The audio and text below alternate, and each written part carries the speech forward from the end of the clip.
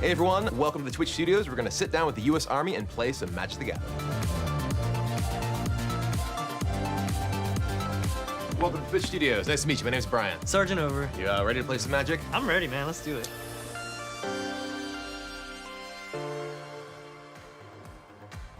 I am Jonathan Over with the U.S. Army Reserve. I'm a 25 Romeo, which is basically a visual information operator, maintainer. A lot of people, play Call of Duty or something and they think like that's everybody's job in the Army, but there's so many different jobs in the Army.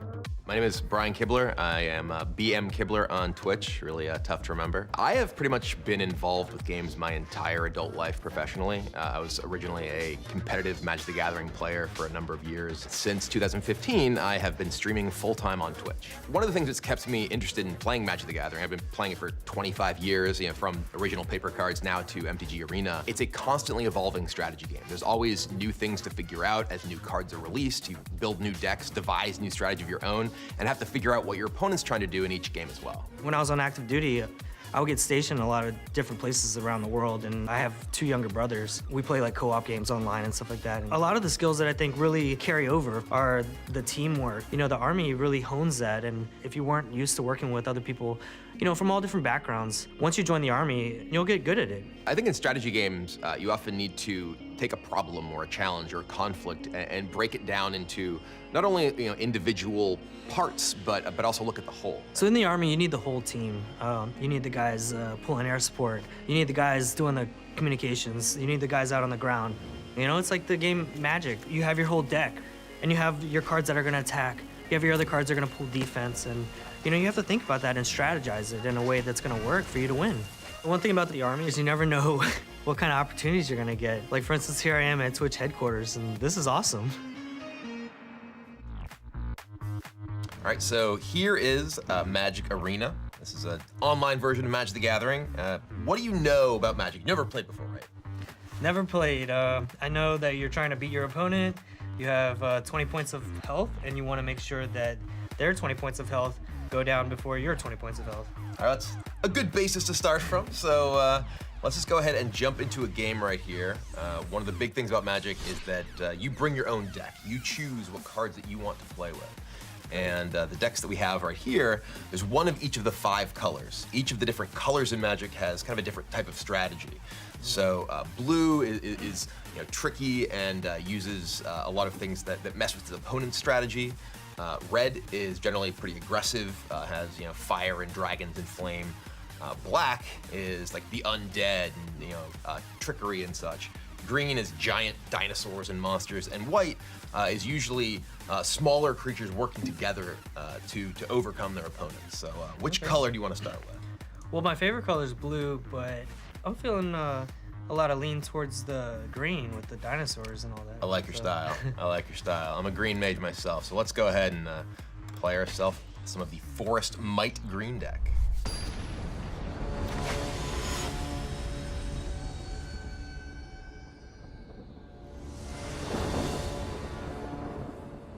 At the beginning of the game, you can choose whether you want to keep your hand or whether you want to draw a new hand of 1 fewer cards. Usually you're looking to have a good mix of resources here. You don't really necessarily know what everything does yet, so I'll just tell you this is a pretty good hand. We want to keep it. Okay, cool. So we'll just start here.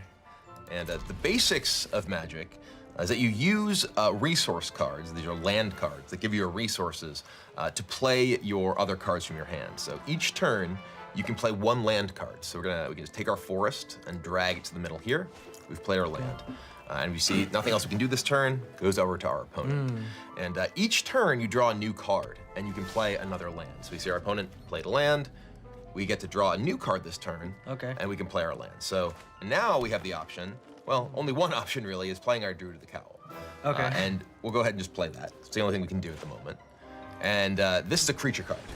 Creature cards are kind of the core of Magic. You use your creatures to both attack your opponent and try to reduce their health to 0, as you mentioned earlier, as well as to defend yourself. We're gonna go ahead to our turn now.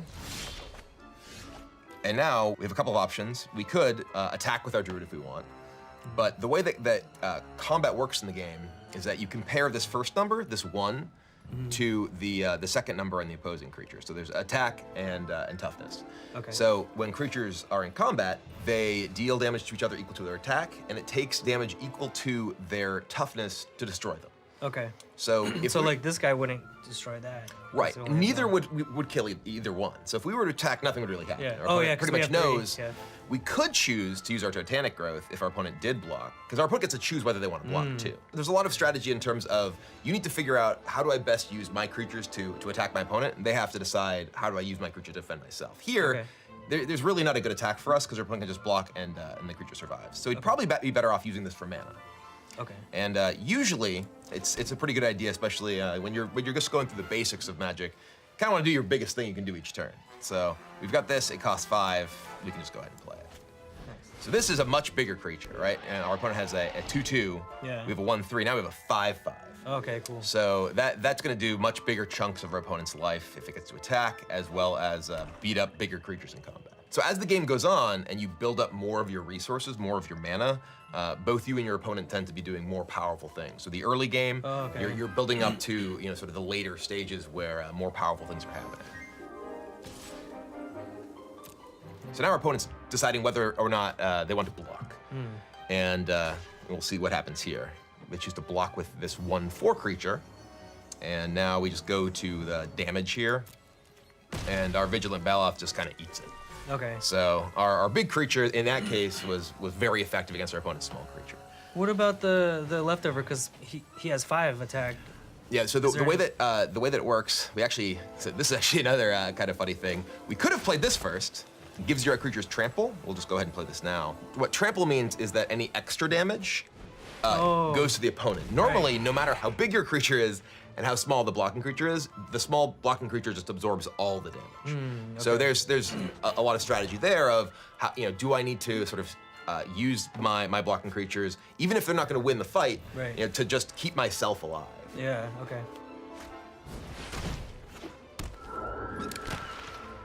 All right, so now our opponent played another one of these guys. Our opponent just conceded to our giant monster. They apparently weren't willing to stay and fight very long. They left. They knew they were got scared overwhelmed. away. Yeah. You ready to jump into the next game? I'm ready. Yeah. All right, here we go. You want to play the same deck? You want to try something else? What if we just try red by itself? You want to just play the red deck? All right, Yeah, yeah. let's do it. Because I want to see red work, man. All right. It seems pretty cool. Let's go. You think you're ready to take over here? You want to jump in, get in the hot Yeah, seat, let and me- run the let me game? try, All right, yeah. let's do it. Let Let's me do give it. it You're in charge now. All right.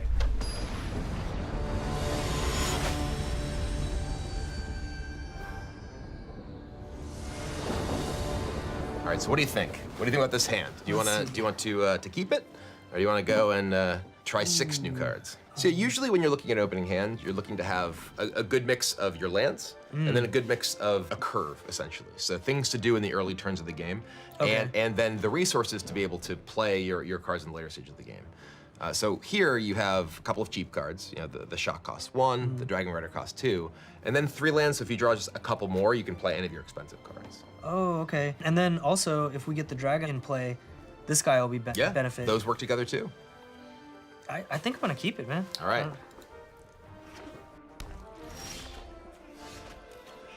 So the first thing I want to do is put down land. Yep. And then can I put down something else? Well, right now you don't have any creatures to play. You do have a shock. So usually you'll want to hold on to a shock and either use it to kill your opponent, to finish your opponent off when they get low, or save it to remove a creature to let your creatures attack. Because your creatures, if they get to attack, will do damage every turn, whereas this only gets to do damage the one time. Okay, so it's better to save it. Yeah, I'd usually hold on to that. Okay.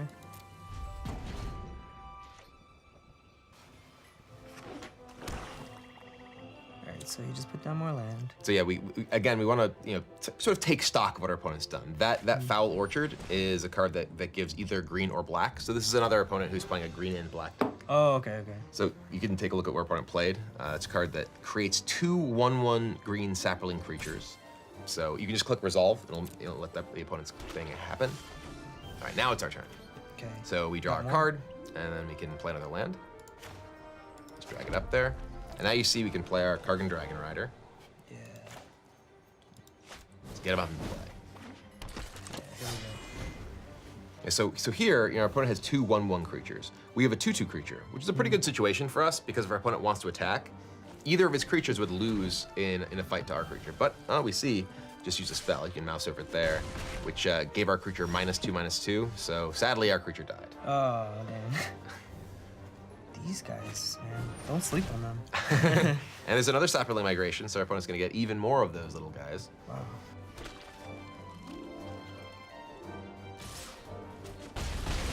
Strength in numbers. Yeah, absolutely. If I play another land, can I use this one with the 6 damage? No, it's still 6 mana, so Okay. you need to have 6 total lands in order to play it. Oh, So, okay. right. But we can play that land over there, Okay. and then play our Havoc Devil finally. Yeah. So let's get a big fella into play. Get him, devil dog.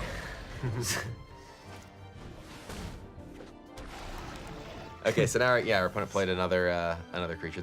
We saw that one in the collection earlier. It's a 3/2. When it dies, it makes a 1/1 Saproling. Oh, okay. So that's Man, he's loving these a lot of Saprolings. Yeah. So there are cards that you can put into a deck that say do damage to every creature. And that's obviously something that if you expect strategies like the one our opponent is playing are good cards to include. Here, you're still kind of in a position where I think that you'd like to get to play your dragon. Yeah. So you always want to play your land, remember. So go ahead and Yeah, just bring your yeah. mountain into play. Good call, good call. So you could attack. Your opponent can choose to block, and they can block with as many of their creatures as they want. I ran out of time. And yeah, you only have so much Yeah. time to make your decisions. All right, so here our opponent's attacking with just this Deathbloom Ballad. So it's a 3/2. You have a 4/3. Okay. So So- if you were to block, both creatures would die. So should I block with another one? Well, you can't block with anything else. You okay. can only block with the things in play. Oh, okay. You do have the ability to play one of these shocks though. So if you want, you could just shock that so you don't have to block it and it won't damage you.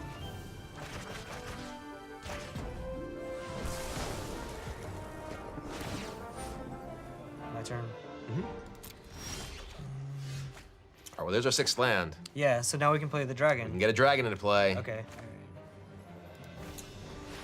Alright, here we go. Look at that cool Woo! dragon Did you see flying him over fly over me? animation. Yeah. So our opponent didn't attack us. Okay. All right, be so building it's that for some- well, our opponent I think is a little bit scared with that poison tip archer. Doesn't want to get eaten by our dragon. So we can go to our turn. So now we Deck. definitely want to use that Sure Strike.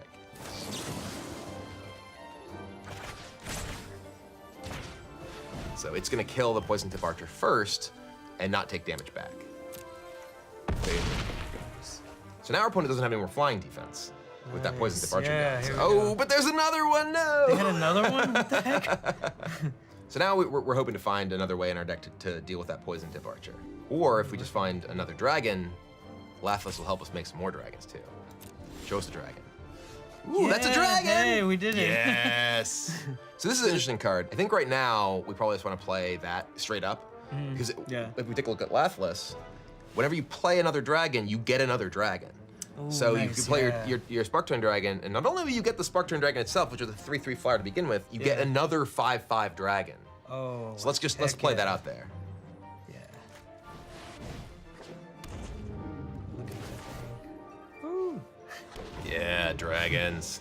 This Poison Tip Archer can kill, not only can kill our dragon at any time at this point anyway, but also is really threatening with the creatures they have in play. So let's go ahead and attack with our dragon.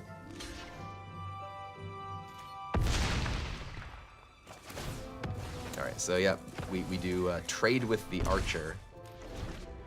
But now, if our opponent doesn't have another archer, we have 2 dragons. Yeah. So, ooh, dear. So, oh god. So this is we'll see in a second. This is a card that our opponent played that lets him sacrifice creatures, and when it comes into play, we lose half. Our life total becomes half our starting life. All right. Ooh, there's. So that's an interesting card to draw. It has Trample and Haste. Trample is very good against all those Saprolings, the little 1/1s. Yeah. Because normally the 1/1 would soak up all the damage. Trample means it wouldn't. Goes right to him. Right. But right now, I think we still want to hold back. So let's just attack with our flying dragons, and that's going to do almost half our opponent's life to begin with. Okay. So our opponent has no flyers and no Yeah. reach creatures anymore. So unless they Yeah. have some way to give their creatures reach, these are just going to hit him in the face. So, Okay, cool. Let's hit him in the face. Bam! Damn, 8 1/2. dragon damage.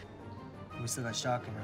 We do. Pocket. We have shock, and one important thing about the shock, we have eight flying damage right now, and our opponent's at 9.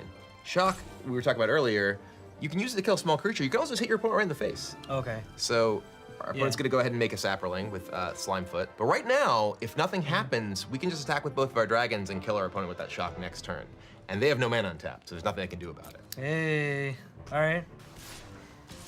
Okay, so this is an interesting situation. So we just wanna let these hit us. We just Yeah. can't let this hit us. Okay. So we can go ahead and just use one of our small creatures to block the Torgar.